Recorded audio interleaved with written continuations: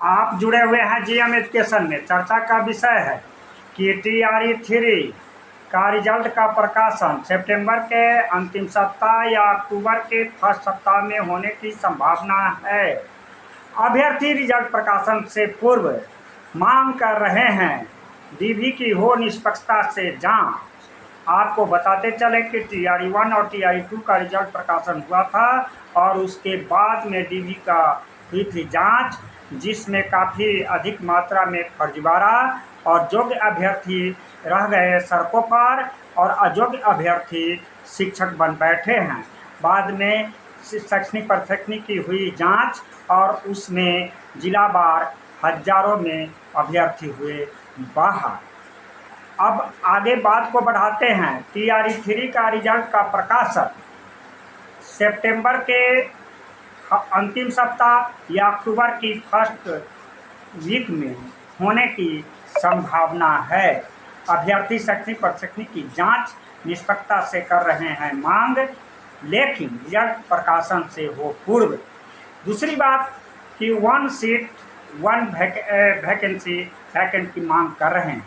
आपको बताते चलें कि अभ्यर्थी एक ही अभ्यर्थी जो चारों एग्जामिनेशन दिए हुए हैं और कुछ अभ्यर्थी 3 एग्जामिनेशन दिए हुए हैं, 2 एग्जामिनेशन दिए हुए हैं, ऐसी स्थिति में एक अभ्यर्थी अगर चारों परीक्षाओं में पास कर जाते हैं, 3 परीक्षा में पास कर जाते हैं और उसमें एक ही स्थान पर जो सबसे उनके लायक सूटेबल होता है, सबसे उच्चतर, जैसे कोई अभ्यर्थी 9, 10, 11, 12 6 to 8, 1 to 5 में भी सफल हुए हैं, लेकिन वे 11, 12 में योगदान करते हैं तो 3 सीटें उनके खाते में और अधिक चली जाती है और अभ्यर्थी पीछे छूट जाते हैं। नहीं तो शिक्षा विभाग ठोस नियमावली बना रखी है सप्लीमेंट्री रिजल्ट के बारे में और न वेटिंग लिस्ट के बारे में। इस तरह से जो अभ्यर्थी जो मेधा अंक में आ पाते हैं निकटवर्ती वे छट जाते हैं। इस तरह से TRE-3 के रिजल्ट प्रकाशन से पूर्व अभ्यर्थी कर रहे हैं मांग, शैक्षणिक प्रशिक्षण की हो निष्पक्षता से जांच रिजल्ट प्रकाशन से पूर्व, और 1 सीट 1 कैंडिडेट की मांग कर रहे हैं अभ्यर्थी। इसके लिए सचिवालय से लेकर UPSC आयोग कार्यालय में धरना हुआ, पुलिस की लाठियां चलानी पड़ी भीड़ को नियंत्रित करने के लिए। न तो सुना शिक्षा विभाग और न आयोग न बिहार सरकार। अब अभ्यर्थी जाए तो जाए कहाँ। अभ्यर्थी काफ़ी आंदोलन किया, मीडिया में खबरें छपी और हम लोगों के द्वारा भी आयोग कार्यालय से लेकर और शिक्षा सचिवालय चौराहे पर भी आंदोलन किया गया, लेकिन अभ्यर्थी की एक भी बात नहीं सुनी। लेकिन अभ्यर्थी यह निरंतर मांग करते आए हैं कि TRE-3 के रिजल्ट प्रकाशन से पूर्व DV की हो निष्पक्षता से जांच और 1 कैंडिडेट 1 वैकेंट सीट पर हो योगदान। इसके लिए जो एक टेक्निकल बातें हैं कि एक जो मल्टीपल वैकेंसी का एक कॉलम बनाया जाए और उसमें जो अभ्यर्थी वेबसाइट उसके लिए अलग से हो और उसमें जिस पद पर ज्वाइन करते हैं बाकी की अतिरिक्त सीट रिजल्ट प्रकाशन से पूर्व में उनके लिए ऑप्शनल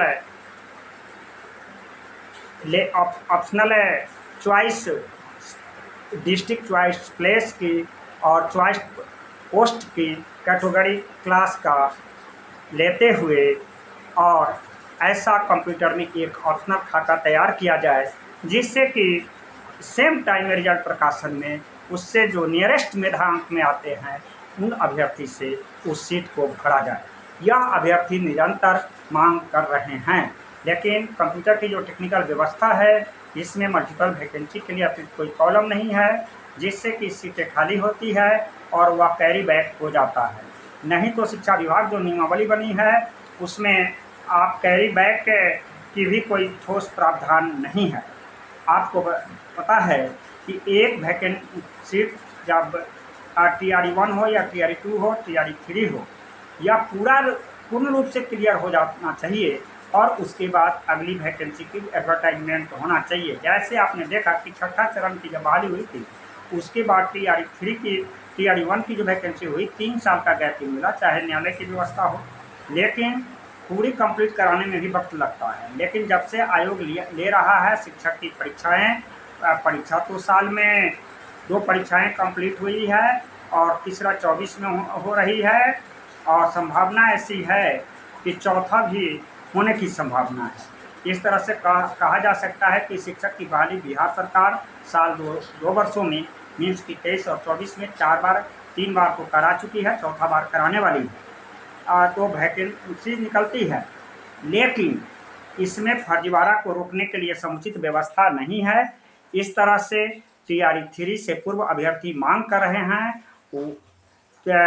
DV परीक्षा रिजल्ट प्रकाशन से पहले हो, DV की निष्पक्षता से जांच और 1 कैंडिडेट 1 वैकेंट सीट हो रिजल्ट प्रकाशन। आप जुड़े हुए हैं GM एजुकेशन में।